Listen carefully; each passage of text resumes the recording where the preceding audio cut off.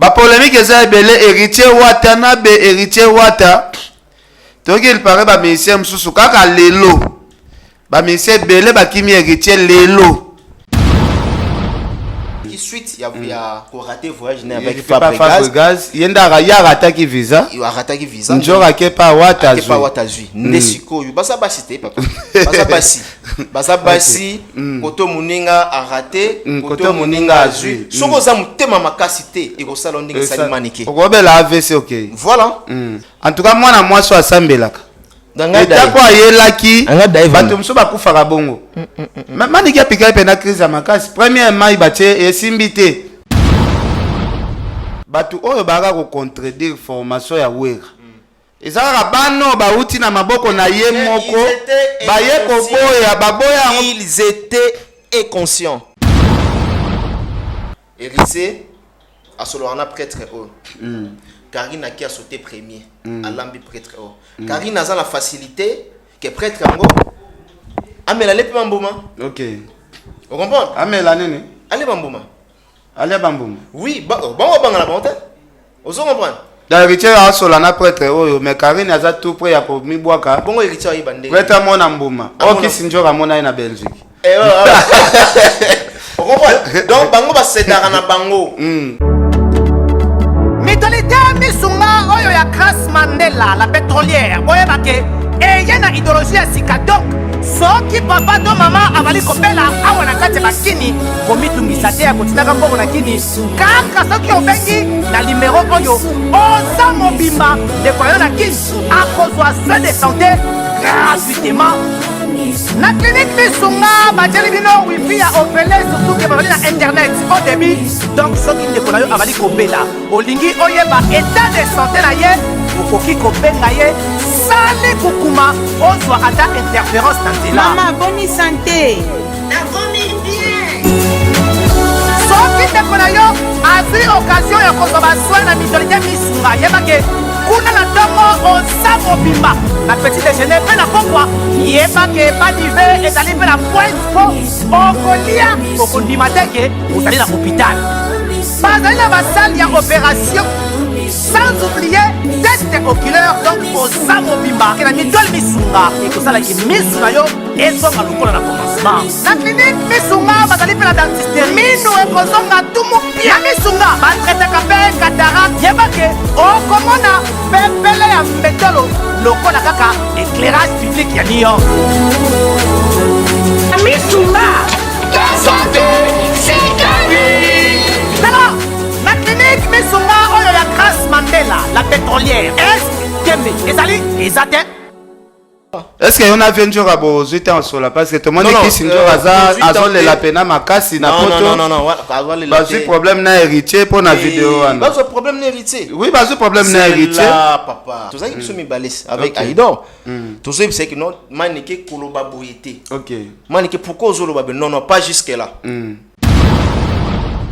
nga lingi penato zo manique pas de problème parce que tu es capable de mon isamani qui peut poto ango ole ami boma likolo ya njora ke poto pourquoi pas banaki bana poto bana mikili yokelanga eloko oyo soki olingi ovanda na ba condition ya kitoko belengi tala esika ya kovanda yango oyo Flat Hotel Joli Kabelo CPI awa soki oye ezali kambote kende kosomba bakiti to nini te nyonso ezali c'est-à-dire que awa okoyaka kana bilamba ya pamba okokuta tout ezali cuisine, salle de bain, chambre jolie kitoko. Bambetu ya nyekese, salon ya VIP, toilette. Awa kutu kolobate po atami kate kwei. Okoliango jolie kitoko, microbe ezali distrait. Courant 24 heures sur 24. Minda pelelele. Soki courant kei. Mubangi na groupe électrogène ezali wana. Oko sentir kutu teke. Courant ikendaki. Awa makambo ya okendoko luka mai na ba cantine. Ezate. Mai pepele nyama. Ezali ezali kobima neti kaka awa nde izini ya régie des eaux ezali po soki mai kaka ekei bazali na réservation ya mubange nango awa mbala moko ekomi kobima joli kitoko bokosantir kutu teke mai awa ekangami awa bazali meme na bar na bango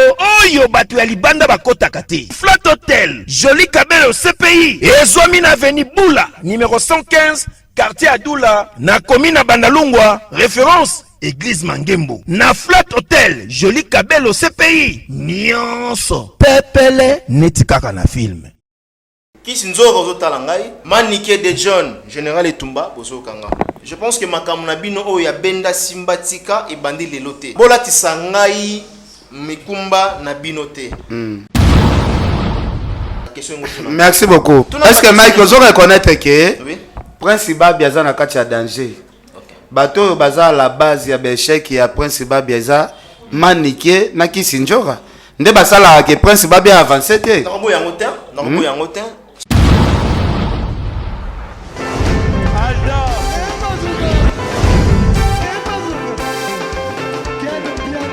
Papson Mapungi, le monde qui est bien. Ailleurs, il y a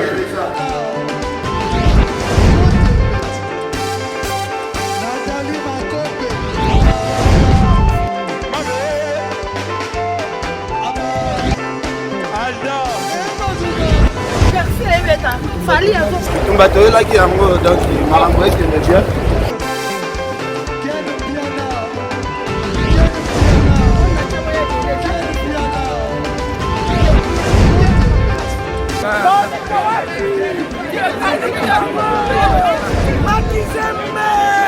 Ah bon?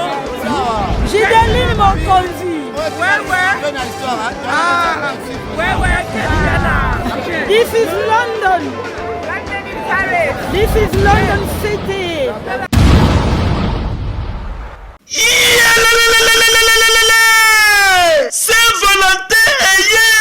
Saint-Valentin eye ko vibrer makasi chez Jongade Ngandantaba oyo ezali capitale ya ambiance awa na kati ya Paris bisika oyo moto nyonso azali koya pona ko se détendre kitoko pona Saint-Valentin oyo boyebake chez Jongade Ngandantaba bacheli bino 3 jours ya ambiance pona ko fêter Saint-Valentin. Ça va chauffer. Vendredi 18 février 2022 bokozwa Suzuki Luzubu 4x4 double office oyo akobini sabino joli kitoko na barumba pe na badance ya mikolo yo na niveau ya 2 fois te oza kolia oza kopina oza kosepela Saint-Valentin pe samedi 19 février 2022 bokozwa Cianel Alligator et les autres bakosepeli sabino na musique kitoko po awa irataka nango te pe dimanche 20 février 2022 sombela suka bisanga bokozwa Emile Alias de Mingongo, la voix qui cloche et le mona wenge musica. Poussa la tofanda, ça va chauffer et cause la somme à niveau ya 2 fois te. Pour ce Djonga Denga Dantaba, 3 jours ya Saint-Valentin et cause la somme. Adresse Zaka Kasemoko, 12e rue, puis Dixme, 94 310 Orly. Topé Obengi, na numéro ya téléphone Oyo, 063 54 75 181. Ozamo Bimba, chez Djonga Denga Nantaba, Yangonde Zali capitale et ambiance, awa na kati ya Paris. Non, c'est trop fort. Ba supporter bagangi. Voilà. Merci beaucoup Banapoto. Bandeko Bolanda biso partout à travers le monde. Lelo Ken Piana na ye vraiment koluka ndeko na biso Mike Lokamba po ya kosola. Eza vraiment ebele na ebike Belinda Mangwata la Lion d'Or o libanga na bandango liboso boye po na yebike Belinda Mangwata la Lion d'Or mobile na ende pena sal azwanga pena pesanga conseil parmi ba sécurité ya fali o bazalaka na Bexi comme masolo to sola na Mike Lokambeza polémique ezo régner entre Mike na ndeko na biso Kisinjora. Mike Lokamba balobi aza mopelisi moto. Mike Lokamba avant asalisa Manike émission babi Mike Lokamba amelisaka Manike mwa biloko ba polémique eza ebele ba artiste et musicien baskoke mbongo ya matanga defa otokoso lango pe awa kaka ba polémique eza ebele héritier wata na be héritier wata toki il paraît ba ministère mususu kaka lelo ba ministère ebele bakimi héritier lelo babangi kokende Turquie po Turquie eza mboko ya po Turquie fo bazonga kini ebele bakimi wata lelo ndenge il paraît ndenge tozoka na barime. Mike Lokamba, bonjour. Makizembe, bonjour Ken Piana, bonjour Fimuna Fimbu, et puis bonjour la bande réunion surtout basi occasion Talabiso pour le moment. Bonjour. Bonne santé. Non, ça va, quand nous sommes hyper bien. On est là, tout le monde va bien et surtout que nous avons la gloire. Hein, voilà. 2022, tu as commencé vraiment dans les meilleures conditions. Et merci vraiment Nanzambe Oazoba Telabiso. Merci beaucoup Mike. Félicitations à Moni Mikolo, vraiment boulot pena et koti pena nenge pena diaspora lingara. Te Ken Piana foi baki au moni biso to ba combattant. OK. Biso to za pena donc ba vrai soldat na kati ya monde o ya presse. Soko tali génération na biso na presse en ligne au moins bande comme ça bazate. OK. Ba limois mais biso tozo bunda toujours na ba génération montante, tozo bunda na ba 4e génération, tozo bunda na ba 5e génération et les loso toza boye ezaka kake koyeba musala. OK. Pour te maintenir maramna biso succès, il faut discipliner zala oye papé et loko nini ozolingo sala na vie yango wana eza très important. Donc voilà, yango zomona tout le temps on est là. Toto lesa bat na internet na mametali ya Denis Lesse to lesa ki to lese pena to ngisi bat bandako to pesi bat ba 100,000 v ba 200,000 v ozomola bazwa ga na ngoma makambo ezala ngoma makambo. Et puis voilà, deuxième actualité sous yango to pesi bat actualité ya Kisinzora. OK. Merci Mike Lokamba na musala na biso 2021 bat ba remarka ki moi ba division ezalaki trop entre biso na biso zomona bao bakana bango koto bao kana bango koto. Est-ce que musala wana ya kozala division est-ce que na 2022 vraiment et kozala important tozala sous division de tozaki liboso? Moi je pense que division d'abord Nzambe afin de la place division ezate. OK. Division ezalaka na Angleterre pour ezalaki 2022 division ezalaki ou encore 2022 division na makamunyo surtout na ba domaine union surtout. So déjà bon en relation moko avec quelqu'un il faut bozala na bozala vrai. OK. Pour les autres toujours remarquer que baninga na biso baza vrai na bisoté. OK. Ozomona donc moi je pense que quand il y a une division ou bien qu'on a un esprit à division ils ont apporté leur moroté. Muto ya na division azan esprit mabisi. OK. Et là dia bondoki. Donc ozolinga okabola batu. Ozolinga ndeko wana apanza na etel. Donc ça dia un esprit mo ya mabe. Donc pour nanga division pour apporter leur moroté surtout que dans monde oyo bat ba baraté photos ala toujours ensemble. Les loso qui muta kweleli likamo par exemple ozomona na mona ki état généraux ya presse ya président de la République au mona tous les journalistes ya local bazaki présent. Voilà. Mais ozomona que non absence remarquable ba journalistes en ligne, presse en ligne. Tozala qui était pour l'année parce que biso na biso to linganité. Donc voilà. Mike, côté la lelo tozoyika dossier mo boye. Moi ba rumeur circula ki bazoluka Mike, bazoluka Ken, bazoluka Idor. Tout le monde qui vraiment bande ko na biso pe ba journaliste ebele bazala ki sima ya makambo. Bazali ko soutenir batu oyo balingaki basala moi dossier yango bande ko wana bakomaki ko sala kutu be émission ya ko piéger pona dossier wana epela kaka moto.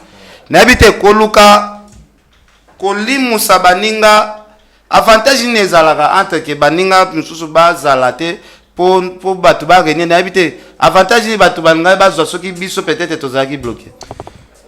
Je pense que Ken Piana nato lo bango awa na makambo etali na rubrique otunanga ya division moni tolinga na ndenga solo tolinga vraiment na bolingwa solo. Moi je pense que souffrance ya Ken Piana yango te esengonanga. OK.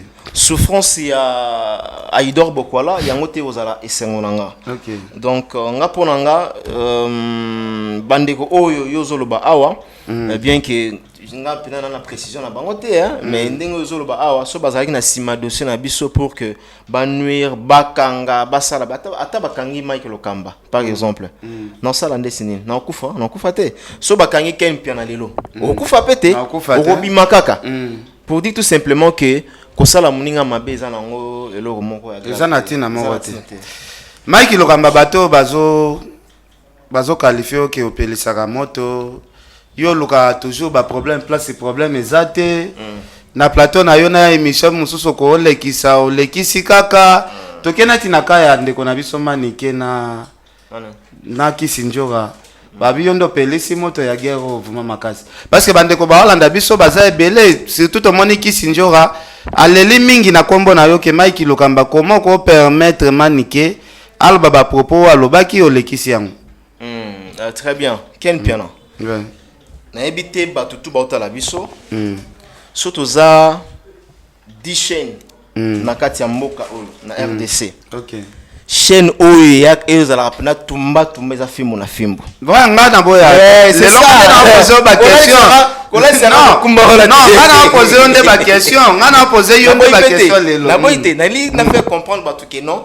ezaka Mike Lokamba te mutapelisa moto opelisa ba moto ebele Mike na rapelo ba moto msusu nitine to mona période mo Kabuya kana micro na yo Kabuya na ba plateau nyonso akenda aleka na bien mais soki azui micro ya Mike Lokamba to santa pena ke Kabuya akenda toujours mabe voilà en plus système ango tozo ba te ba invité na yo o bazaka ya moi ba drink to ebite soki osombela bango nini ava ba banda émission ndayo benga manike achaka ba drink manike ye moko déjà alobaka ngo ke a air moko abetaka air moko atika déjà kotala pe Mike Lokamba yo bato ba sepelisa ko pe makasi ezaka bato pe na ba nyataka mo ba plan trop yo bakesa bon tokende bit tokende na droit nandolo baki nandolo ba Ken Piana d'abord internet cop nango isa base OK internet bato balandanga bato bana ba chaîne OK ngala osala ba 12 ans yango na kati ya presse aline copie ya internet ya actualité isa base OK poto Lokamba to ba comex voilà biso doit ta business Ken Piana to dépendre na mutu moko te to sala musala mo isa libéral OK on comprend les leçons inga na zui pasteur moko boy na titre normal et ba ke non les kana ba 1000 vies na bato batala ngo bien batala ngo te mais bazora na tielo mo scandale au moins to comme na ba 100 000 vies ba 50 000 vies pour dire tout simplement que non to vivre dans monde oyo ya to viser ba intérêt na biso voilà ba intérêt na biso zani ils a par rapport à ba diaspora OK oyo bana ba problème non c'est un problème ba pesa biso impression que batala rabiso mingi pona ba base batala rabiso mingi pona ba polémique bango balingaka tumba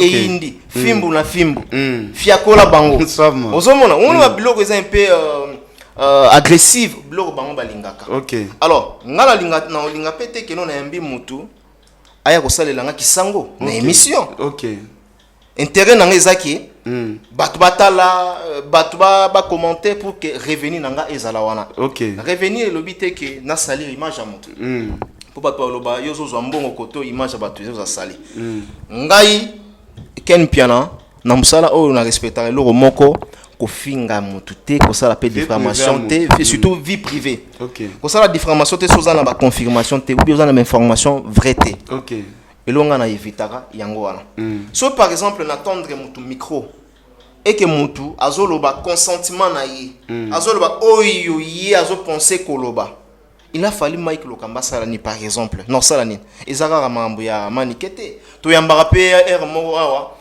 ba musicien ya Héritier Watanabe donc ende na dossier manike na normal nazozonga kozonga na biso OK to yambaka ba musicien ya Héritier Watanabe namba bango presque nyoso tout OK namba pe même Héritier à plusieurs reprises mais eloko bango ba bimisaka na kati ya mutema na bango est-ce que ezalaka ke no coaching Mike Lokamba jamais na la yamba Héritier en Afrique du Sud na ba émission moko okomba ba charge bima okomba ba charge bima émission pe sala baisse na niveau sala na ya blague te o ba charge na za carré c'est ça ba charge c'est ça carré on comprend et sala baisse na niveau sala na te mutu na mutu aza libre ya koemettre ba vie na ye ya koloba o ya zo penser moi je pense que na ka ya manike parce que lito zonga wana na ka ya manike d'abord nga na kendaki pa manike na cadre que non azobela OK mais tellement na soldat au moins lelo moi mundu ki ebimi mundu ki fait bima ebete il fait bima atanzo rande na zaona ayebi ata nzora soki lelo abeli to souhaite te atanga personne abeli même atanga moso na beli nini fimbu na fimbu ekoya na caméra oya yo moko te voilà ken jamais yo la ta costume oya yo moko na otala mike non oya na caméra voilà ezala bongo mais Mike nga sikoyo question na nga eza simple avant bosala na manike émission opesaki bacondition nini mpo bosala émission ya bongo topesaka condition takeni piano là tosalaka émission na kisi nzora combien de fois na mbi na plateau na nga napesaki condition topesaka condition parce que nga nayebi Manick de John erabeli tokenda otale na hôpital na pokwa nango mpe alobi no olala awa te fo kofuta mbongo mpo abima hôpital tozwaki tofutaki mbongo wana mpo abima hôpital mais nayebi te après 2 jours namoni yo na Manike na kati ya hôpital Manike afandi na meme mbetu oyo tofutaki ke abima nayebi te est-ce que bokotiaki ke Manike tokende tokeye kaka bese na même hôpital bi ezalaki nini esalaki okuta Manike na hôpital soso parfois ça fait rigoler la question on comprend c'est plutôt parler non en fait Narolobake Manike m'a appelé Nzamba Otalanga Manike m'a appelé pour me dire que Mike Lokamba otikinga boyende bato musu bazoya Otalanga mais yo jusqu'à présent nazoyate comprendre na tout ni hôpital les awa ngana avec hôpital te yem te informer nga hôpital les na bambole yangwana côté à Selemba voilà yangwana na super voiture nanga inde na keta la Manike na kena otale ko assister mais même temps ndeto kena avec munduki na même caméra to komi kuna na moni Manike na kati ya réception d'abord to moni na kati ya réception ngana habiter na kuti na kati hôpital mais na réception na kati ya réception ali ba biloko na yebo mona ke olia wana ba nini te ba fruits na bosin ba kombongo so ba ki parapara so ba nini voilà et après to moni azolia ba biloko ba fruits to solo li wana si habite staba to kota na kati so boni bosalanga interview tokoti pe na kati ya mbeto nga ko tout simple et puis émission pour votre information émission oyo salaki olobi ke okinota la Manike na tikala otala ngote Nzamba Otalanga parce que wana to zalane na tongo to tiki ba zong semai oui na tikala même pas kotala ngo na pokwa to yokuta siko soki 5e chassé elinge sila OK 5e chassé pene elinge sila na bapokwa wana nde to profiter to salimo elemana OK alali pe jour wango lobi nango nde falaki to ya na mbongo po abima bona benga Manike alors na benga ye to préciser on me ko benga Manike parce que na tout na ye kotala ni yo benga ki ngai aussi longtemps zela nde aussi longtemps ken penalty ba futaki mbongo po biso to yaki déjà kobimisa est-ce qu'on a comprendre te muto abimaki bo se retrouver sur na hôpital ndenge nini zela to benga de John Isidore Mbuyeli Ngabe voilà to benga de John Isidore Mbuyeli Ngabe to sonné mwana France ya solo leki anana Ngabe to sonné yine mto préciser biso a préciser parce que ngana zongo pena na zongo neti kabal bosali na Manick de John parce que moto asi abimaki siko boke suko se retrouver na 4 n'habite à répondre mais on va insister parce que ngana kokota la ngaza mukolo ken pia na naza responsable et puis naza responsable na kokota na ba journée na yeba ngai principe na ngai za la raison na l'émission na montu na linga sala briefing te wana za éthique na déontologie voilà ngana sala ba bêtise wana te ba makambo wana te na lobaki on d'abord est-ce que Manike pas talama il faut attendre comme Nzora wana na temps normal parce que na moni ko to be émission o Manike azo sala ko te la Nzora et tale ma bien que o afingi Nzora na yambaki awa non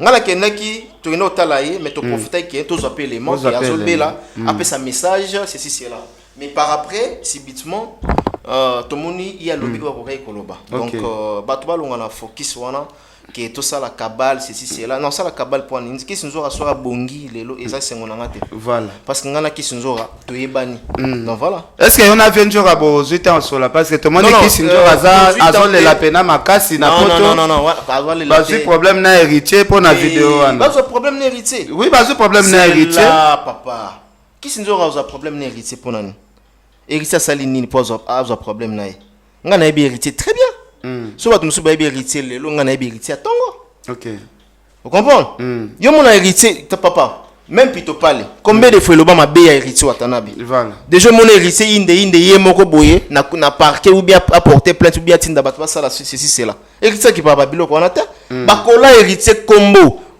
moto sida héritier Watanabe babenga ye bapesa ba combo azana papa lelo ba réalité bima ke ba kosela ka makambo lelo ebima ke ba kosela makambo papa mutu ni nango wa kolinga ba coller combo ki azana na sida ki azana 4 lettres mutu ni ngo olinga kasi zawa kabal ka ya ba ndeko na maison mère voilà tozonga na biso na polémique ba mona héritier za na lumière ba basi ba hollandais faut ko latise combo ana po voilà pona ko salir peut-être mutabat voilà c'est comme Mike Lokamba on peut comprendre pas monene ya mona mai wana na makambo lokola deti de John a considérer yango comme héritier ya même ba misia pa ndo sala musala a memi ki sinzo ra yima lobai ke non seulement récompense ou ya salé pas na ye mais récompense na ndenge ki sinzora a umeli na musala donc à valoriser culture congolaise culture africaine ndé récompenser voilà Mike Lokamba est-ce que Herman Nike azolo baba propos bongo zwaki tenter ya kopese ne fils que conseil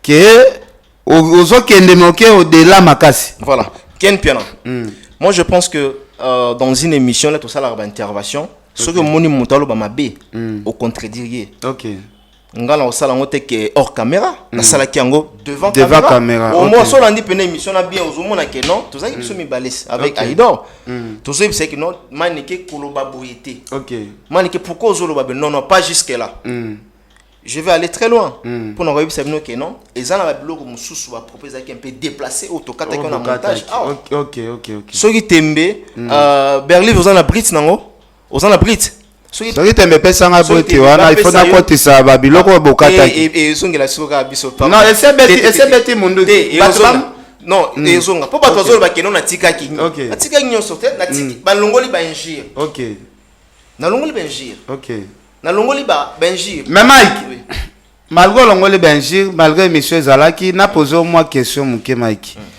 pona yo ndengo moneli malade o manike abelaki c'est le constat yo sali ponga pe nazala na manike yo pozala na manike biso mi balende bato tozana te ba support ya Manique de John est-ce que Manique de John voyage en Jorande et puis qui ça que na crise wana te tozala pe na clair na j'ai été toujours clair papa moni musala ngana lobaka ngana zui son c'était musicien mo fulanga OK ken pena biso to meli to s'imposer na ba propre forme na yo moko le lokombo et se marquant alors pour la vérité donc nazala posate que non na bomba ou bien na banga mutu kingani donc voilà Manique yemo kazala ki clair na émission to salaki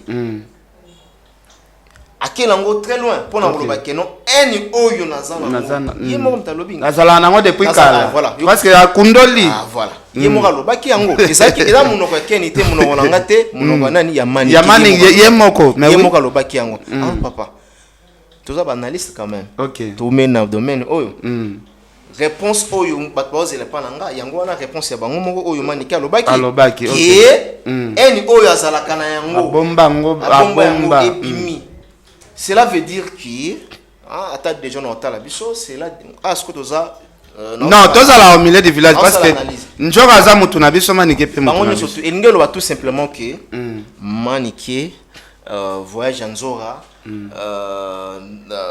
suite nenga lobaki passe après qui suite ya ko rater voyage na avec Fabregas yenda ya rataki visa njoka ke pa watazui ndesiko yo basa basite papa basa basi koto muninga a raté koto muninga azui soko za mutema makasi te ekosala ndenge sali Manique okobela AVC OK voilà ozomona mais obike batu ba Hollande biso ba mona malade ya Manique neti gravité mais biso bato o tozana Kinshasa toyebike Manique a raté pena liwa parce que mais oui ngake naki premier jour ba docteur bazo expliquer biso na ebite edina bazalaki na ba Valdi bazalaki babi en tout cas mwana mwasi asambelaka eta kwa yelaki bato mso bakufaka bongo Manique apika pena crise ya makasi premier mai batie esimbi te arrête de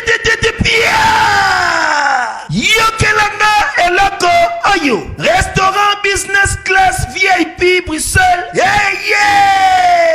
restaurant business class VIP oyo ezali na ba cuisine spécialisé na ndenge ya mukiete lokola cuisine spécialisée congolaise pe africaine. Awa soki okoti biloko tu ya mboka okoliango joli kitoko. O makayabu, kwanga, mbinzo, ndakala okoliango joli kitoko awa bilubutu elamba maka awa. Bongo biloko ya kotumba lokola soso, ntaba, mbisi awe tumba maka joli kitoko na niveau ya kosakana te olie ozamo bimba. Na restaurant business class VIP na Bruxelles bazali pe na mobange na salle oyo ba organizaka ba activité ya ndenge na ndenge lokola ba soirée, ba anniversaire, mariage, conférence pe ba activité mosusu ekoki kosalema awa. Oso tuna ngai soki ezali wapi? Restaurant business class VIP na Bruxelles ezwami na adresse oyo 39 boulevard Jubilé Bruxelles 1080 métro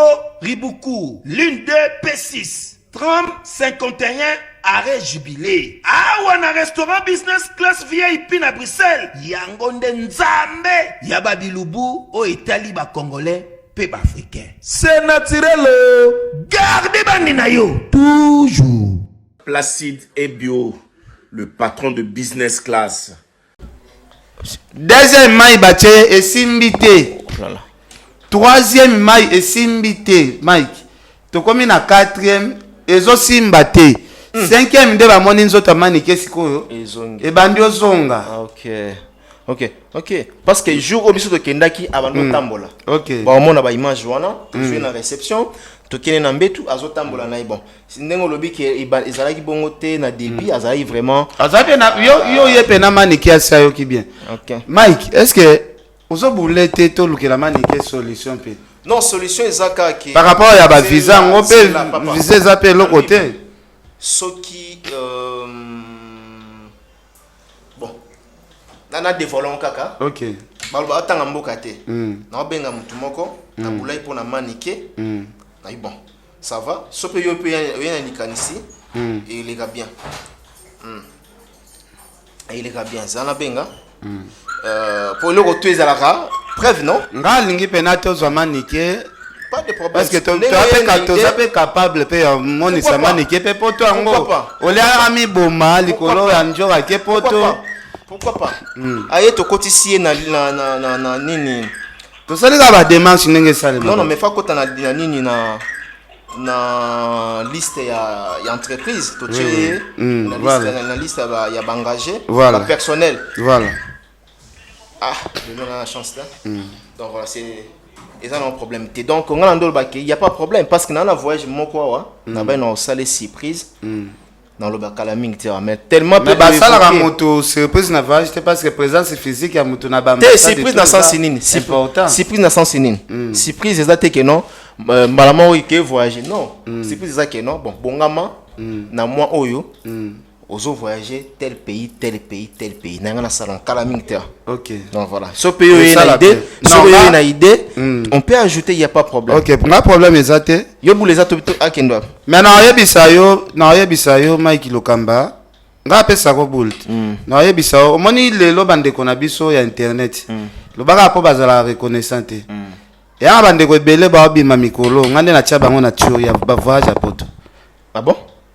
Non, eza makambo mususu tolinga loba te tozelaka bato bango moko peut-être ba témoigner que bino bokenda na ba grâce ba musicien na loba peta moi muke kasi nalobi bo ça musicien Mike Lokamba ke na voyage na sima musicien mais kozala na sous le trop sous la fungolanga pena mémoire donc na tika na souvenir na yebi ndenge na ko orienter mutu osali pe makambo zu visa mbangu mais Frank ba kenda na nzela musicien yango nga azoloba Frank akenda na nzela musicien mais ça va falloir bloquer voyage yo qui a pris bon na habité Frank ya lobaki asali moko na habité nde ya Frank eza oyo bisunga nani à part Frank nana ngo oyo ko che na zape na ba journaliste un jour bango moko il faut pas pesa témoigner nani nickel bien on a rapide pas l'été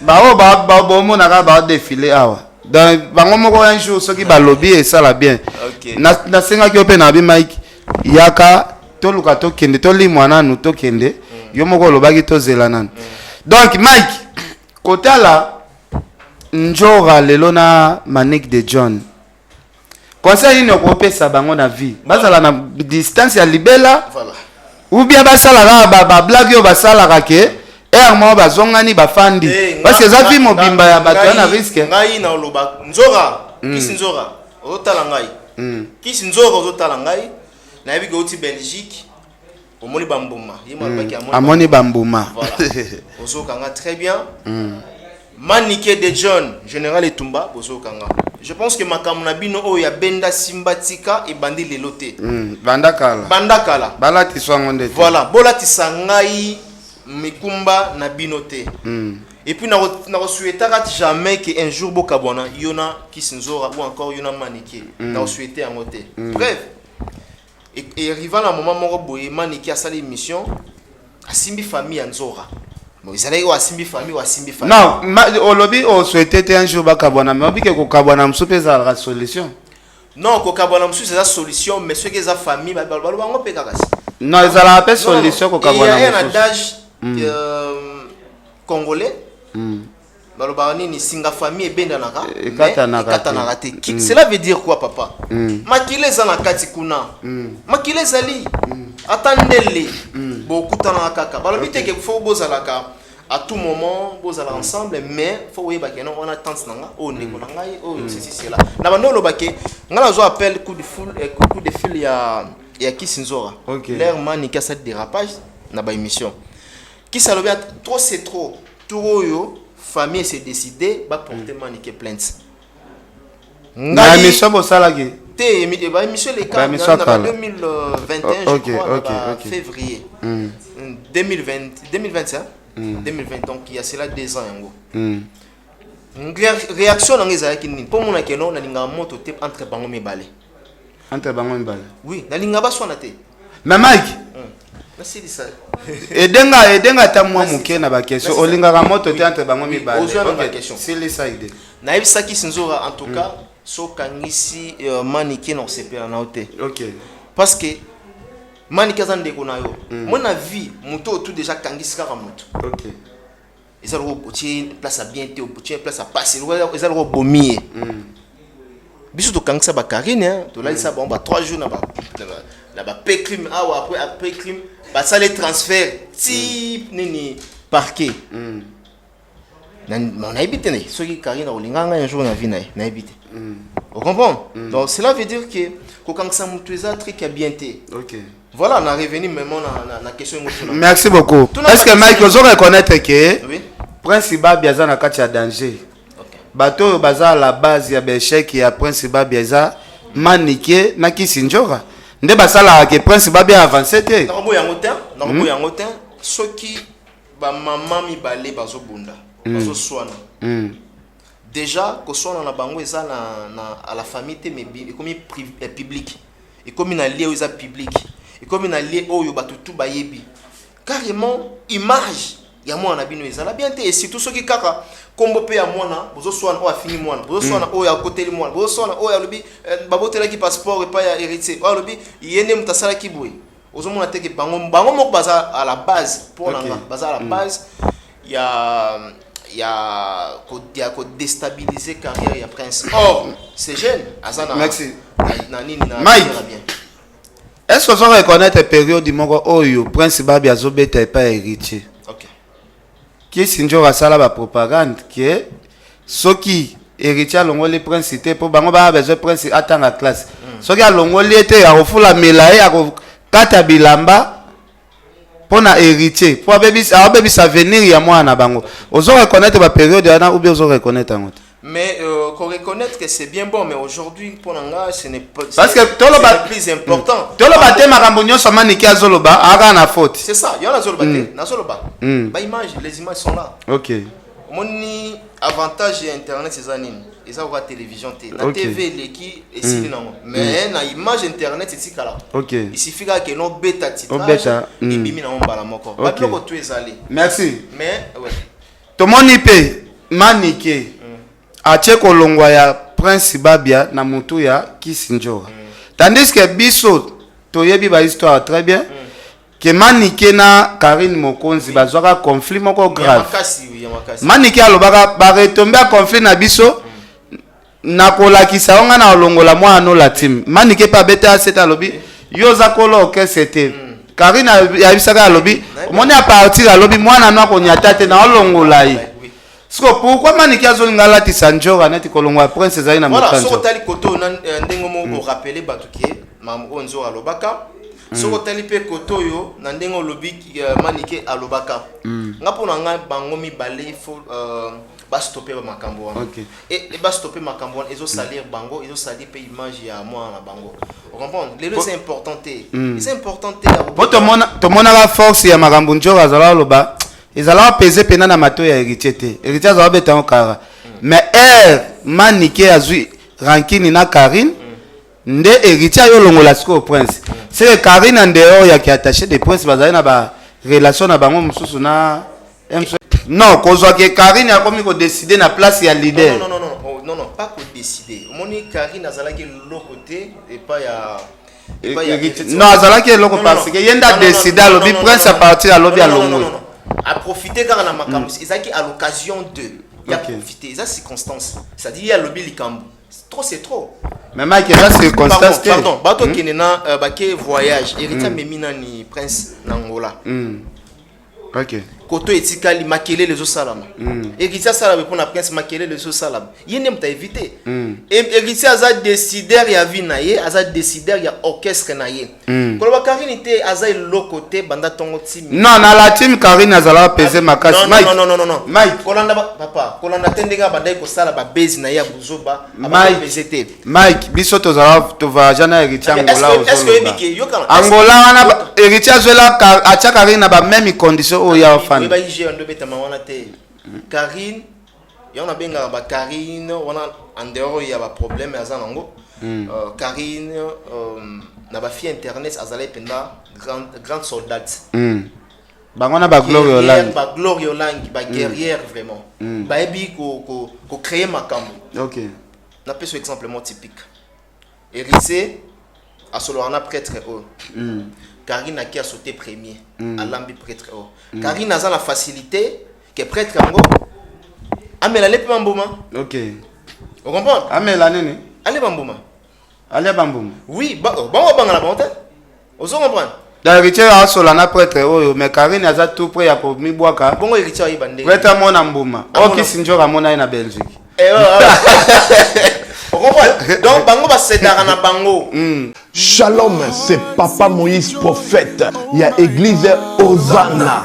Na yeko pesa bino message de l'eau pour ba oyo bazala ba blocage, ba limitation, ba mari de nuit, ba esprit de mort, ba maladie oyo et si la kate. Mais mingi nazana besoin ya ba oyo ba tambola partout. Oyo ba luka ba délivrance, oyo ba mata kutu ba vio pour ko luka ba délivrance et simbate. Nazana besoin na bino boya pobo bika po ite ngonga na bino ekoki. Awa ba benga ngo terminus.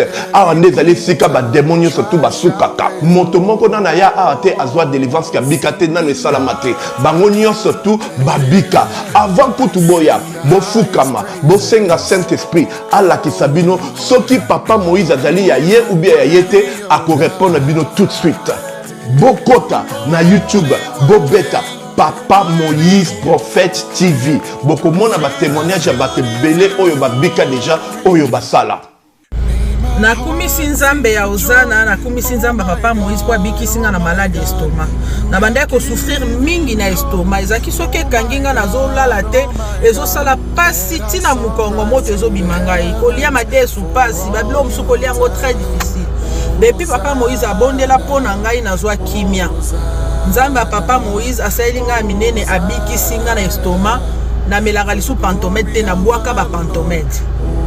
Merci Jésus, Nzamba Pambola Papa Moïse. Shalom, shalom, shalom peuple de Dieu.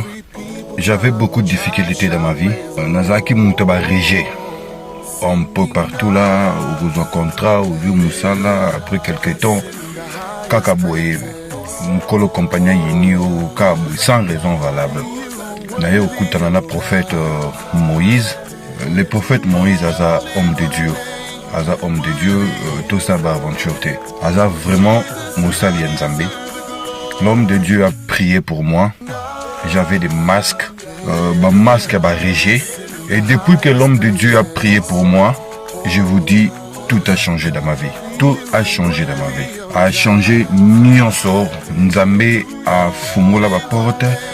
Mon prophète Moïse, que Dieu te bénisse. Depuis 2012, ils ont yokaté. Docteur Baibisanga Eko yokaté. Qui n'a pas deux rendez-vous dans l'hôpital ya minene.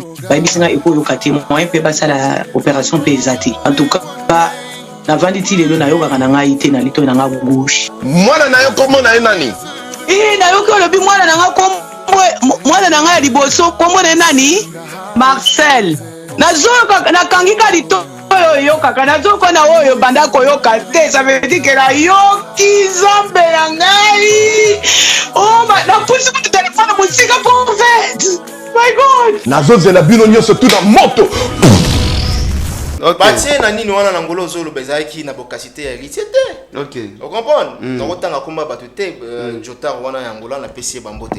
Alors na zonga pona olobaki ngai tokenda Afrique d'ici héritier na moment oyo nani Karine a clashé les maman na biso Sylvie Mampata. Ozoe basa. Na okende na yo to koma tipasiana. To koma. Voilà. Et bien sur internet ça héritier moi na mabe. Héritier moi na mabe, héritier moi na mabe. Azalaki pembe na wata. Yo kaka cité, eza lokola yo ndenge valider za pembe na so ki valider ça likambo. Est-ce que ça ka yo forcément to tindi non. Nga na confirmer yango héritier à l'accès téléphone na ye. Aok sanga ba voice. Les moments le likambo ni salami. A gangeli Karine. A pekisi Karine. Ozolingo salir image nanga okoma. A Gaza Karine. Et puis réponse à Karine, na audio à Karine, réponse à Karine. Comment mando benga ye na kala na bosani. Et alobi ngwana alobi ke ngai te Gloria ndemo bango ba bandaki. Omona fi wana te no sala ma munanda ku ya sope ya mama si dejima pata si là. Cela veut dire quoi? Makambo o mususu Karine bandai ko sala héritier azalaki mais une fois salami héritier bande ko gangela ye. Na peso exemple moko. Ngape na zana kati ya ba team yana. OK. Koloba héritier za okura na ngote. Ndeti yo ozala la team. Zela te. Non, nazalaka na bango. Nazalaka na bango. Nini obatinda yo? Non, ngabatinda ngate. Mais na oyebisa yo loko moko. Lelo discussion zo ekocha wat. Bana wera nyonso to bazoya ko dénigrer Kofi. Que Kofi koma ko loba wera a formateur te, wera za encadreur, wera za formateur. Mike, wera jour moko héritier na wera bakutana na boîte. Oyi créaka polémique, Karine Mokonza zwaka vers soki abamba, soki nini. Ozoeba? Nazoeba. Ah, OK. Jour wana na oyebiso tozalaka na Béatrice Hotel. Nazoeba, très bien. Charlie Mobutu aye alobi wata na boîte boye za koinda. Wera kocha kuti Karine balingi bakata nzembo na yo. Po wera kochi Karine a fâché mabe ayindisi alingi bamba kutu soki nani yango ifara bamba vers na bosa lisolo ngo momuke.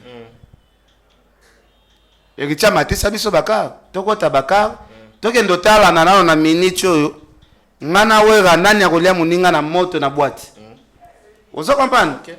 Yo lobi batindaka te. Mais yoki art ya bongo ke Karine a manqué neti papa na ye wera. Akokai pe kotinda peti ke no boy sa Karine atika bimata. Ozo comprendre? Na moment où esalama ki wana. J'étais au courant. Na moment esalama wana. Pona héritier a gangela ou bien pekisa ou encore sa Karine ke mambo sel ou manqué papa nanga. Il faut aller na télévision, il faut aller on a mis sur batu ke c'est là. Mais tokenda ti na boîte. Bokenda na boîte atinda bino bino ko manqué we ranson. To manqué wera te mais zalaki amezire sikoyo ke succès na ena wera na minicho nani ezo peser. Naza journaliste on a côté la mutu moko te na bomba ngote. Qui ne sait pas que moto zalaki climat zaki bien entre à l'époque climat zaki bien entre Weranson et héritier Watanabe. Qui ne le sait pas. Mutu tout aza au courant yebi makambo wana to bomba ngote. OK. Parce que héritier yemoko lobango batikala ko pesa chance c'était na maison mère. OK. Aloba yango. Et les lois comme ça la prouesse l'œuvre a comme quoi avancer na moment tout bon pas tenir biso regard te to beta masolo kala na moment oh ya comme ko mata bangomba en tout cas il bisanga zala la place à moto mais cela ne veut ne veut pas dire que atindaki Karine, yem atindaki Karine, azwa mulanga bamba sope muto azalaki na weranson. Non. Karine a ça makambu na sentiment, a ça makambu selon ye. Mais là est comme pe bongo, moi héritier boaka ye ezate. OK, merci Mike. To lukato sekuisa bato baza olala mo mukete. Mike. Lelo na moni ba misia wera ba komi ko ya ko défendre wera lelo ki wera za formateur tandis que kolongwa na bango nyonso baboyaka babi totikala za formation te babimisa video moko boye wera zo emba nzembo asele na ebite so ebi video am selo alobi biso ne tozala former wera na ba studio. Non. Sikos non Mike ngana lingi to lotoke na likambo moi muke. Pourquoi les musiciens à Wera balongwa ba ça la même système na falite. OK. Aïra système est toujours respect mon pao tout le monde a ngoti lelo fali bomba ba secret ya vie na nyon surtout na mutema. Est-ce que ozalaki moma ba ya bimali susu ba défendre vie na ba? Papa, mon avis na mutaka na éducation na ye. OK. Fali soit en éducation à bien par exemple et le but est que Mike Lokamba faut za la peka na éducation pour fali azalango. Donc, et puis la comparaison n'est pas raison. Okay. Moi, je pense que oui, Salara Mabé à l'époque, il y a un langage moko, il y a bien été envers Weranson ou Abimisa Bango.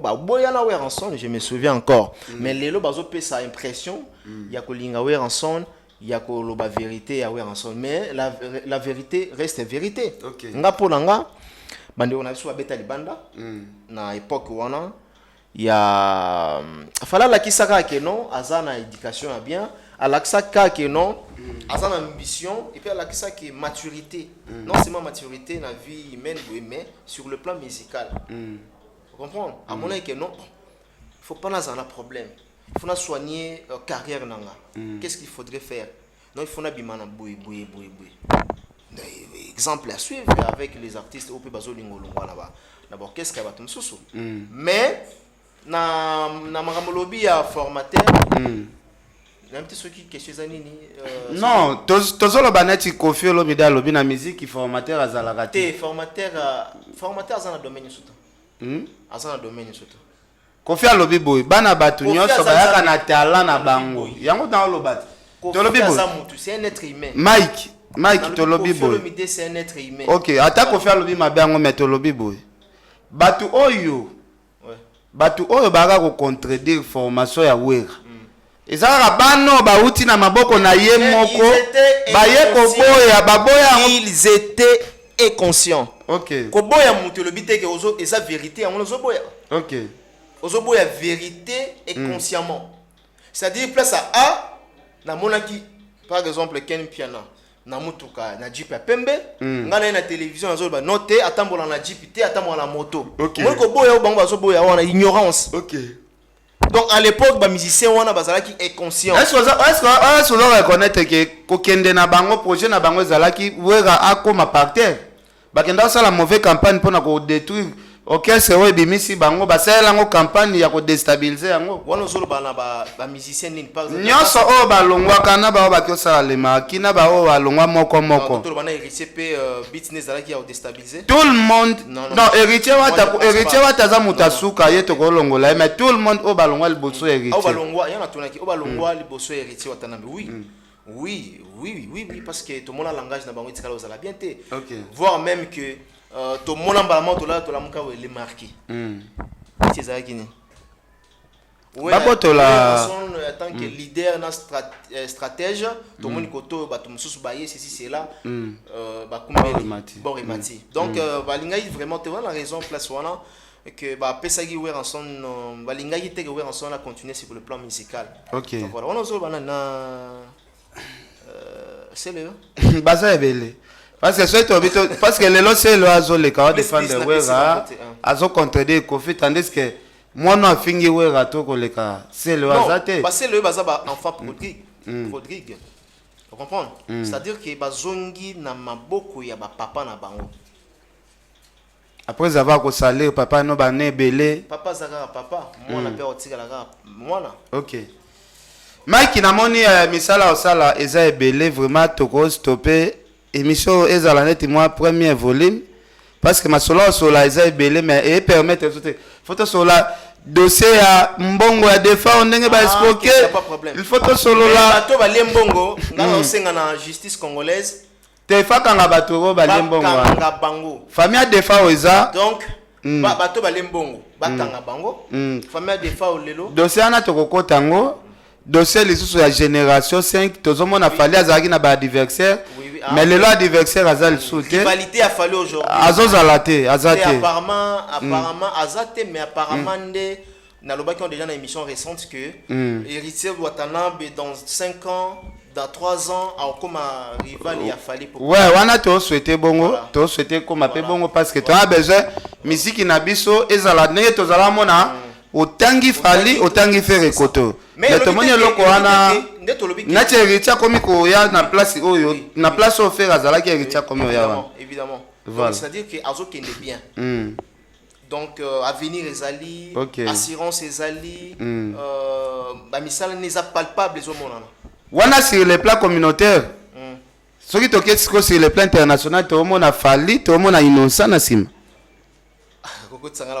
non na ndenge communauté congolaise tozwa fali fali aza likolo tomona wata Hollanda siko soki toke na ndenge international tomona fali tomona innocent pe neti na maboko ya fali ni loko to bengi rivalité ezo remplir ba critères belé na kati ya musique ezo remplir ba critères belé c'est-à-dire que d'abord musicien faut la stable koleka fali ou bien kolokola fali musicien il faut banzembo na ye batu bayoka yango koleka fali ou bien ezala lokola fali musicien faut na ba réalisation ya album lokola fali ou bien koleka fali musicien il faut même orchestre na poto koleka fali ou bien lokola fali mais na ba critères wana tozomona c'est héritier Ouattanabe.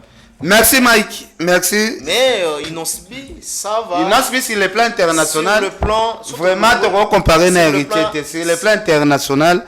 En tout cas musique ya Inosbi tamboli makasi par rapport à musique ya héritier. Ça va. Donc wana pena côté wana il faut tozalaka dans la meilleure condition donc aza bien super bien. Voilà. Merci Mike. Topesa bambote ba ve Louison Mbata ba landa biso ba Koko Arafat. Louison Mbata topesi bambo TV Louison Mbata. Ba sœur Pauline Lumumba RDC Monde. Te wana sœur nanga. Ezaneti ba vie na biso ba placer di Ebio restaurant business class. Il y a placé du Ebio ou afanda na ba ansi lozolo place moko. Mais ve na Jimmy Bila obo insulté. Ve na Jimmy Bila o patron na boa kai. Ve Jimmy la ana pe na ba pesinga te. Belinda Mangwata la Lion d'Or. Govien na goche mascotte. A pesi mbote Koko Arafat Makizembe pe na pesi ba mbote. Donc Mboyel pardon, Yannick Kinia force de frappe. Yannick Kinia. Wana mutambo wa force. Voilà, to pesi ba mbote. En tout cas, Adel Djoro Bago Danger, Prince Yaweli. Tout ce qui n'a pas besoin, non? Tout ce qui, en tout cas, Batou va tenir sur regard. L'essentiel était à éclaircir Batou. Aller Django, le roi de Chicago, na PC Bambote. Il y a qu'à tenir Batou, qui n'a pas Leki, à Maniké. Entre Djora, qui s'injure, Abisoto, on a au milieu du village. Au milieu du village. Ni contre. Ce qui va papana, bazo papana. Ndenge babana ki famille na bango biso tozalate. Voilà, ndenge ba papana mais biso to ya poto bomaka moto. To bomaka moto ndenge po ba miko ya kana po moto epele. Merci.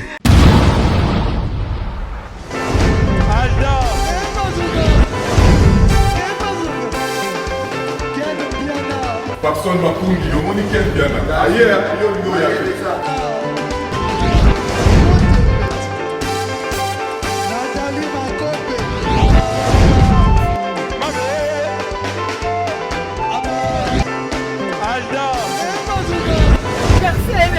Fali avant. On va te là qui a moi donc marango est que bien.